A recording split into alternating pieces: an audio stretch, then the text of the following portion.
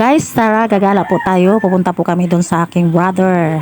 Doon sa Mailipa, Batangas mga may guys. Ayan, nakasakay na kami sa ibas. Oh, ayan mga may guys. Siksikan ng aming mga posisyon diyan. At marami kasing mga pasahero. Alam mo naman, yung ating mga driver ay hindi pwedeng alis pag hindi punong-puno. Kailangan natin ay overload. Oh, ayan na mga may guys. Nagmuni-muni si Modra. Ayan na mga may guys, nasa bus na kami mga may guys. Sumakay na naman kami ng bus papunta na sa Lipa City. Ayan ang aming biyahe mga may guys, kasi nahuli kami sa pagdating, kaya doon kami sa dulong-dulo nakaupo. At okay lang dahil okay naman yung aming bus.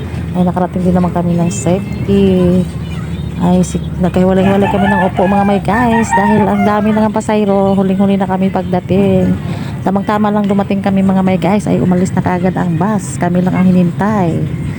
Ayan, 'di ba? Sobrang huling-huli kami. Sa huling-huli ang aming upuan mga may guys. Pero napakasarap ng biyahe namin mga may guys dahil walang traffic. Dire-diretso kami at dumaan kami ng ECTX. Yan ang aming biyahe mga may guys. Ang ganda-ganda tingnan sa paligid dahil napakaganda rin ng araw. Ang liwanag ng panahon. Ayan ang mga my guys, malapit na kami mag-exit ng Lipa City. At mabilis ang aming biyahe, sobrang bilis dahil walang traffic. Ayan mga my guys, malapit na kami doon sa aking brother.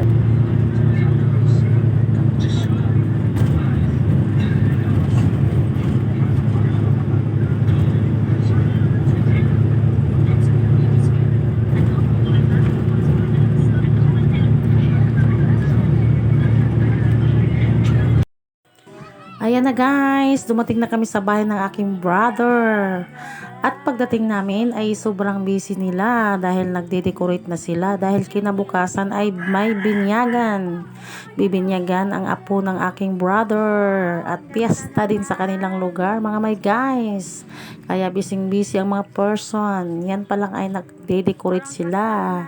O diba ang ganda, ang galing ni bakla gumawa. Nakaka-appreciate, nakakahanga. Wow, ang galing talaga. Di pa yan tapos mga my guys. Marami pa daw ilalagay diyan. At yan ay umpisa pa lamang. Pasiuna lamang nagawa. Thank you mga my guys.